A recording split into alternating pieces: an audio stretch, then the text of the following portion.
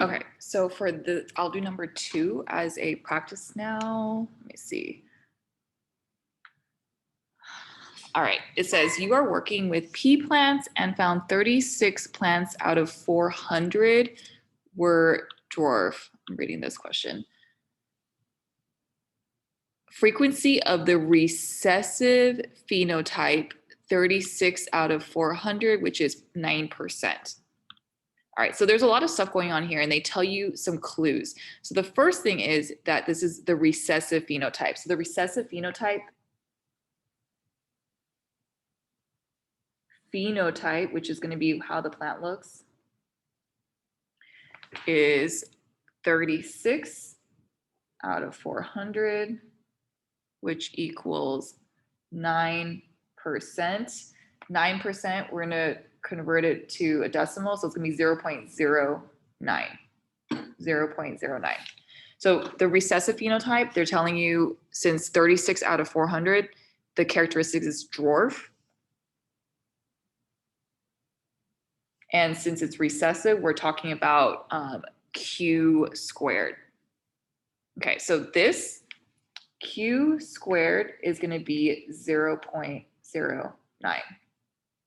Now, maybe you're thinking like, okay, why did you put Q squared and not just Q? And this is because if we're doing capital A equals like tall, little a equals dwarf,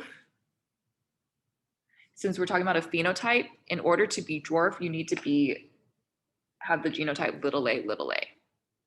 So in this example, they are telling you like how many plants are like phenotypically, you can see them that they're dwarf. So 36, you can count 36.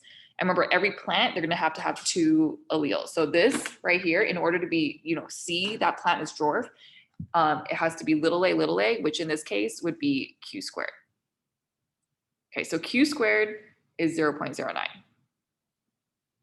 All right, now, if you see in the corner, we wanna figure out P, Q, Q squared, P squared, all this stuff. So let me just type it in here since I can, okay. So Q squared, we know is gonna be 0.09, 0.09. I'll make it red so it's easier to see. Okay. It's going to be like a little puzzle. How can we figure out the rest? All right. So since we are given Q squared, we could figure out Q by taking the square root. Okay, let me see if I have my phone. If I can do it on here.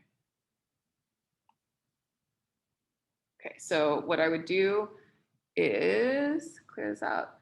0.09 square root. That means Q equals 0.3. All right, I'll type that here. So Q is going to be 0.3.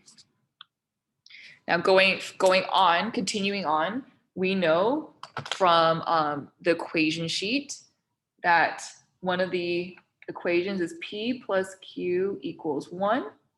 So if we have Q is 0.3, we can do a little bit of subtraction. That means P is going to be 0.7 because these two numbers need to equal 1. All right, so now here, this is going to be 0.7. Okay, so we're piecing together the puzzle. These two equal 1. Whoops. All right, so these two equal 1. And then all of this is also going to need to equal 1.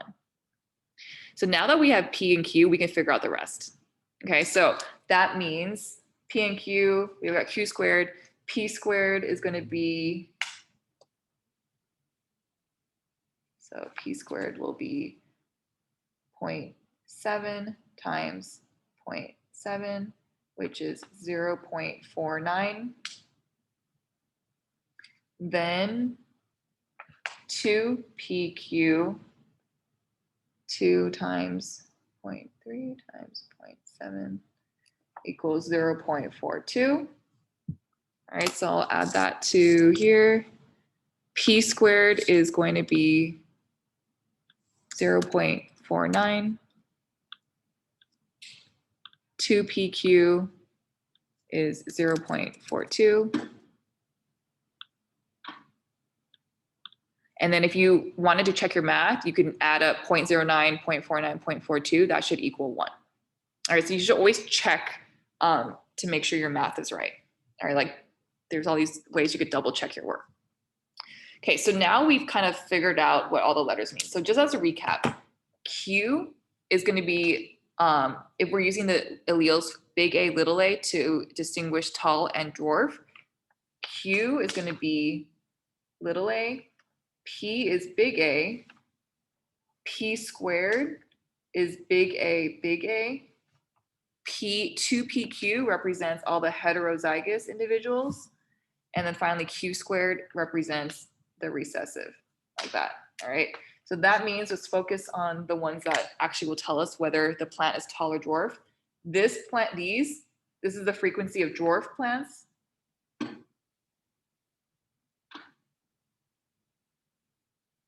And then these two would be the frequency of tall plants. Right here. So 0.49, 0.42, and then up here 0.09.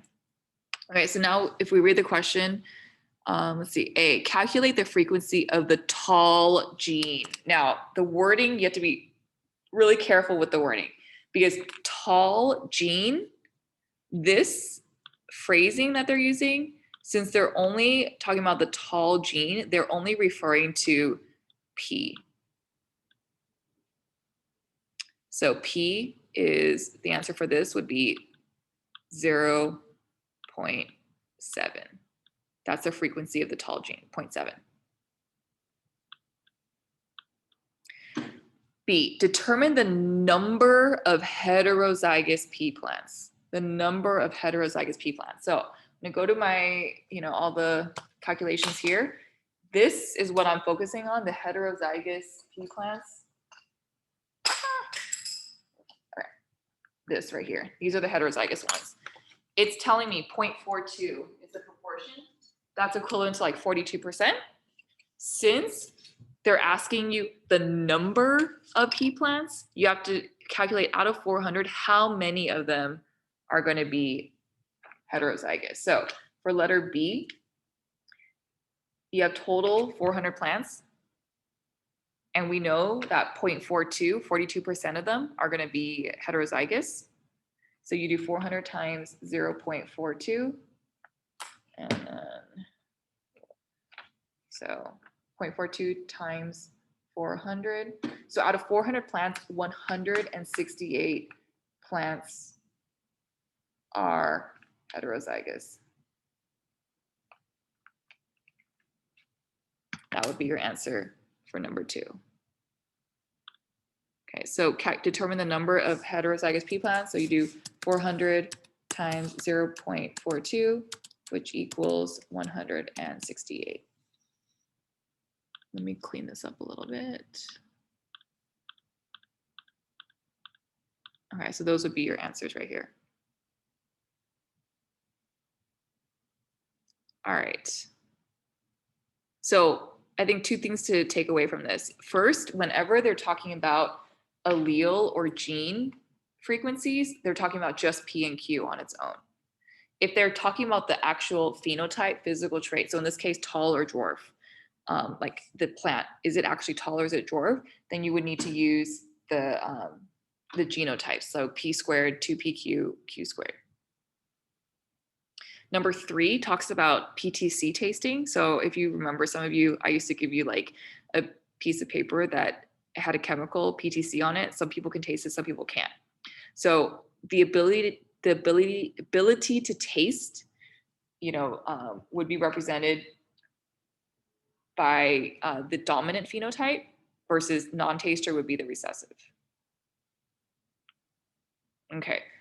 Try it out, and then I'll post an answer key so that you can check your answers. But if you want, I can also do number 3. Just send me a Schoology message.